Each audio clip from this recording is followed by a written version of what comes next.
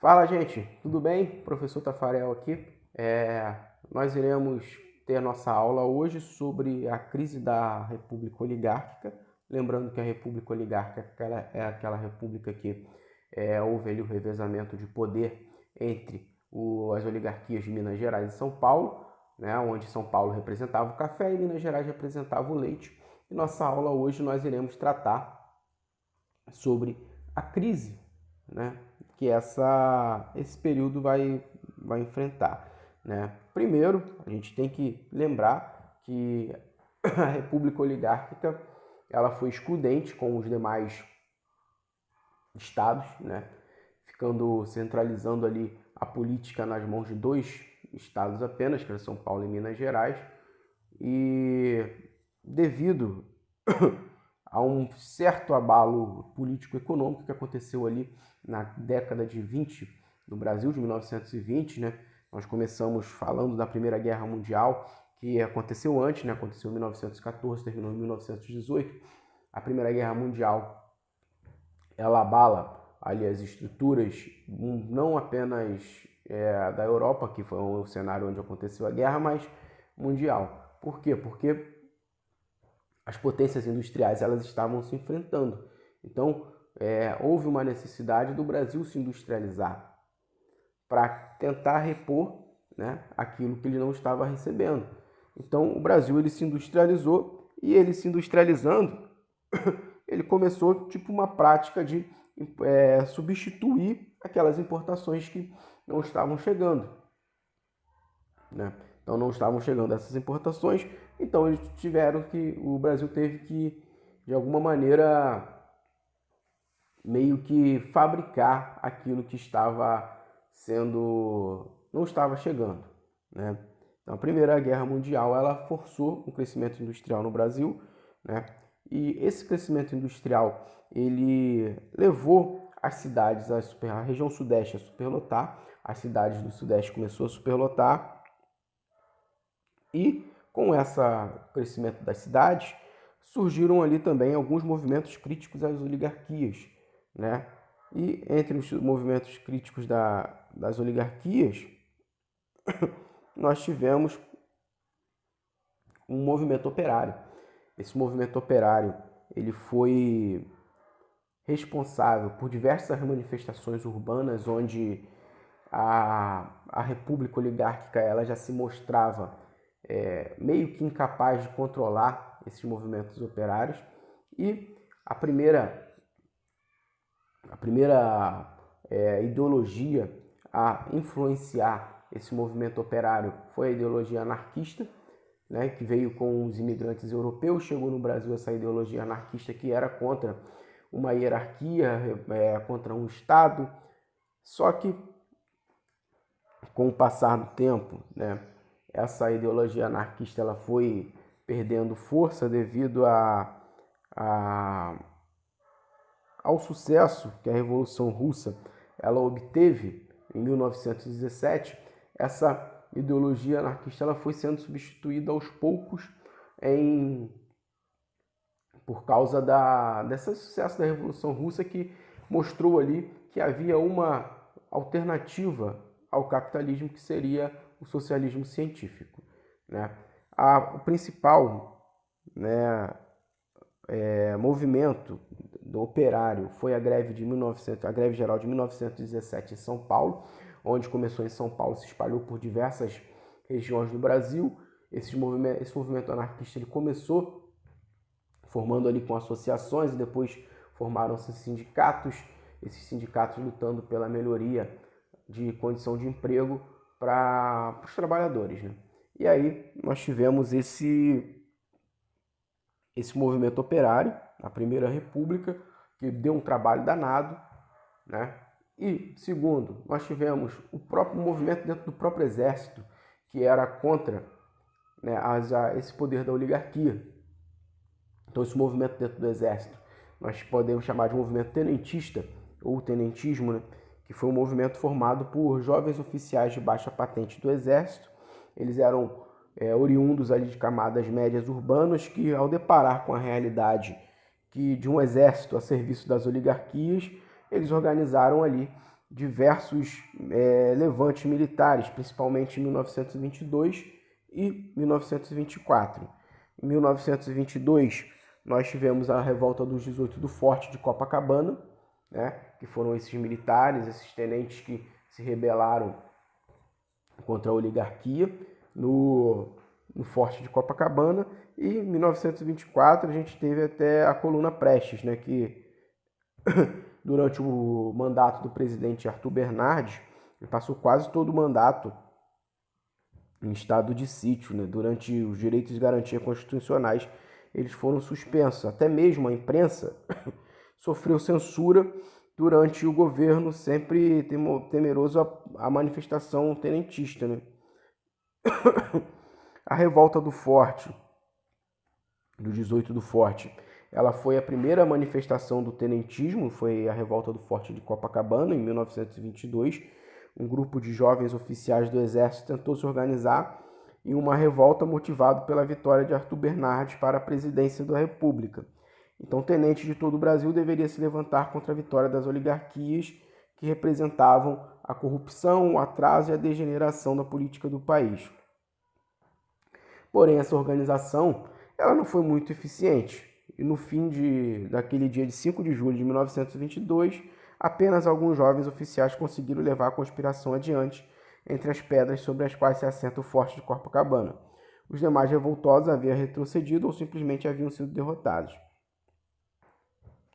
Percebendo-se isolados, aqueles militares optaram por um caminho arriscado. Marchariam em direção ao Palácio Presidencial na zona sul do Rio de Janeiro, visando impedir a posse do novo presidente eleito, que ocorreria somente em novembro. Então, porém, eles não foram muito longe, interceptados pelas forças fiéis ao governo, entraram em confronto na praia de Copacabana. Apenas 2 dos oficiais envolvidos sobreviveram. Eduardo Gomes e Siqueira Campos, um civil que aderiu ao levante no meio do caminho, também não resistiu aos ferimentos, e alguns praças que chegaram a acompanhar a marcha fugiram ou foram presos. Os revoltosos tinham sido derrotados. Sob o nome da Revolta dos 18 do Forte, teria sido fruto das manchetes do jornal Gazeta de Notícias, que não divulgou o número real de envolvidos, em torno de 30 pessoas. Ainda que os objetivos do levante não tenham sido alcançados, o movimento inaugurou a forma de pensar e agir entre os militares que marcou a década de 1920. Né? Esse movimento ele teve uma importância, né? Porque mostra meio que a insatisfação do exército com a corrupção, a oligarquia, essa república oligárquica. Então a gente tem esse movimento como uma espécie de insatisfação, né? Nos ambientes urbanos, uma terceira expressão, né, surgiu. Dessa vez era cultural, influenciada pelas vanguardas internacionais que estimulavam artistas do mundo inteiro, que foi realizada ali em 1922, a Semana de Arte Moderna, onde as principais características desse movimento eram o questionamento de modelos culturais externos adotados sem voltar para a realidade nacional e sem mostrar também por que não mostrar a cultura brasileira, a raiz brasileira. Então esses modernistas eles propuseram uma arte nacional a partir de experiências das realidades aqui vividas e não mais baseada na estética europeia friamente importada. Então esse movimento da Semana de Arte Moderna, ele buscava uma raiz brasileira, uma valorização da arte brasileira, uma valorização do brasileiro, né? Porém, foi em 1929 que aconteceu o que fez ruir ali a República Oligárquica, que foi a crise de 1929, né? Que os pilares do capitalismo liberal eles acabaram nos Estados Unidos com o craque da Bolsa de Valores. A Bolsa de Valores nos Estados Unidos ela meio que entrou em colapso, né? As pessoas entraram em miséria, entraram em desespero. Esse período pós a crise de 1929 ficou conhecido como Grande Depressão, devido ao momento em que ao momento psicológico mesmo que causou nas pessoas, né? E nesse mesmo país, os países aí, os países da Europa, todos os países capitalistas dependiam dos dólares dos Estados Unidos, e os Estados Unidos estavam numa grande crise que também atingiu o Brasil. E naquele ano, os estadunidenses eles eram os maiores compradores do café brasileiro e simplesmente pararam de comprar o produto brasileiro. E nesse mesmo período, as oligarquias elas entraram em conflito em razão das disputas presidencial, né? O acordo de cavalheiro ali existente na política do café com leite, que por décadas havia segurado o interesse das oligarquias dominantes, sob a liderança do Partido Republicano Mineiro e Partido Republicano Paulista, não foi capaz de sobreviver a essa ideia. Então a crise do café, né, começou, o Brasil precisou queimar sacas de café para que o café não desvalorizasse. Então essa crise, ela chegou também não só na economia, mas quando chegou na política, né? A oligarquia paulista, ela rompeu com a oligarquia mineira, indicando ali novamente um candidato sem que houvesse o consenso com os aliados mineiros, né? Então Júlio Prestes foi o nome escolhido para a disputa presidencial, com o intuito de buscar uma saída para a crise. Então, oficializada ali essa ruptura política entre paulistas e mineiros, surgiu alguns grupos para formar novas alianças, né? E para essas novas alianças para fazer frente ao poder dos paulistas. E entre essa nova aliança, nós temos ali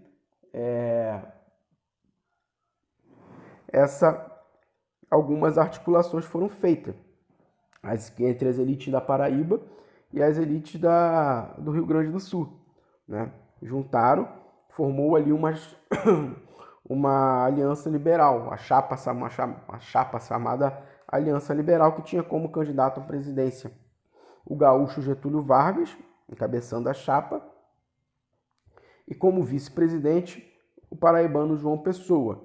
As duas principais oligarquias haviam rompido mais uma vez, e ao contrário do que ocorrera em 1910, dificilmente haveria uma reconciliação, né? São Paulo, ele conseguiu assegurar a vitória de Júlio Prestes devido às articulações junto com outros estados e o apoio dos coronéis e os respectivos currais eleitorais deles, né? Porém, esse resultado ele não prevaleceu nas urnas, né? As oligarquias que haviam formado ali com Minas Gerais a Aliança Liberal não aceitaram a derrota e começaram a se movimentar. A expectativa era grande, né, pois as camadas médias urbanas defendiam a ideia de uma ruptura com esse poder oligárquico baseado nas propostas de Getúlio Vargas. Aqueles antigos tenentes que se identificaram com a proposta do desmonte do coronelismo e da moralização política se aproximaram de Vargas durante a política, né, a disputa eleitoral, e havia ali uma base sustentando um golpe de Estado, exceto pelo fato de o próprio candidato não pretender liderar um movimento dessa natureza naquele momento, né? Mas a comoção popular e o desejo de participação pareciam ser maiores preocupações de Vargas. A falta de vontade daquele que seria o principal nome do movimento parecia enfraquecer o processo conspiratório. Mas até que houve ali uma reviravolta. O vice da chapa de Getúlio Vargas, o João Pessoa, ele foi assassinado no Recife, e o assassinato de João Pessoa foi acusado, né, por motivações políticas locais entre ele e o algoz João Dantas, e João Pessoa ele foi transformado em bandeira política, né? A comoção provocada, ele se converteu em mobilização política e popular, né? E aí nós tivemos essa mudança, o fim da República Oligárquica, né, terminando com o aumento ali dessa importância, com o Getúlio Vargas e o João Pessoa começando uma articulação contra esse movimento oligárquico, né? Juntou-se os tenentistas, juntou-se a camada urbana, que já lutava contra essa política corrupta do coronelismo, contra havia ali uma possibilidade de acabar com o coronelismo, e, de alguma maneira, o assassinato de João Pessoa colaborou para que tudo isso se tornasse cada vez maior, né? O aumento da importância de agentes sociais como os tenentes e o movimento operário, a intensificação do processo de urbanização, que diminuiu lenta e eficientemente a atuação dos coronéis em seus currais eleitorais, e ainda as variações negativas do preço do café até seu ponto mais baixo com a crise de 1929, tudo isso contribuiu para a crise e a ruptura que culminaram no golpe de 1930, e com isso começava um novo período da história do Brasil, da história da republicana brasileira, conhecida como a Era Vargas, né? Esse período da Era Vargas foi um período que o Brasil ele vai ficar, o Vargas se torna o chefe de Estado do Brasil de 1930 até 1945, por meio de um golpe, ele chega por meio de um golpe, depois com um governo provisório, um governo constitucional e uma ditadura. Tá legal? Termino nossa aula aqui, né? Então, os motivos do fim da República, nós temos a urbanização, né? Nós tivemos o movimento operário, o movimento tenentista, a intensificação da urbanização, a intensificação do processo de urbanização, ela diminuiu o poder dos coronéis, né, em seus currais eleitorais, a crise de 29 com a variação negativa do preço do café, né, o café chegou ao seu ponto mais baixo, então tudo isso colaborou para o enfraquecimento do poder dessas oligarquias.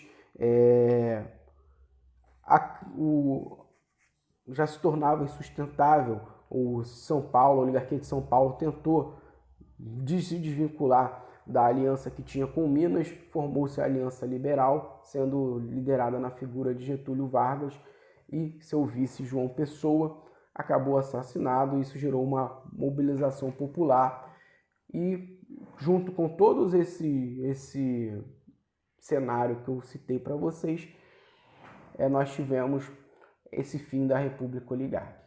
Tá legal? Espero que vocês estejam bem e até a próxima aula.